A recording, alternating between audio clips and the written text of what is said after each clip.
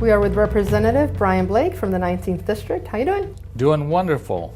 This is the third week of session. Your committee has been extremely busy hearing bills, and particularly now that rural development has been added to the name, you are hearing some of those bills. Yeah, today or this week we heard House Bill 1324, and that specifically has to do with rural development in the state. It was a bill that I had last session. We've been working hard. We did the tour of the state and listening to communities' concerns, redrafted the bill and had the hearing this week, and it will, I think, foster a lot of private capital into rural jobs, rural communities, and I think it has real potential to start to grow jobs in my community. So I'm excited about the bill. The hearing went well.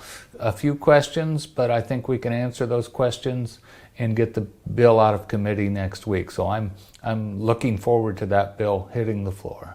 And then you also have another bill. It's about the tax structure, but there's a connection with Boeing. What is it?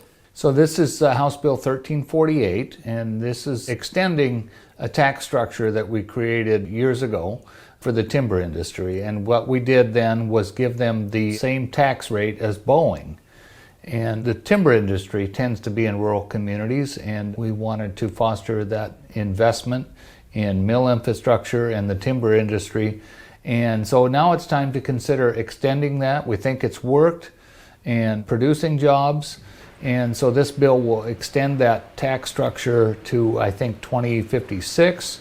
Embedded in that is a surcharge that goes to facilitate conversations in the forest and fish arrangement and brings communities, tribes, and others into the conversation about how forests are managed.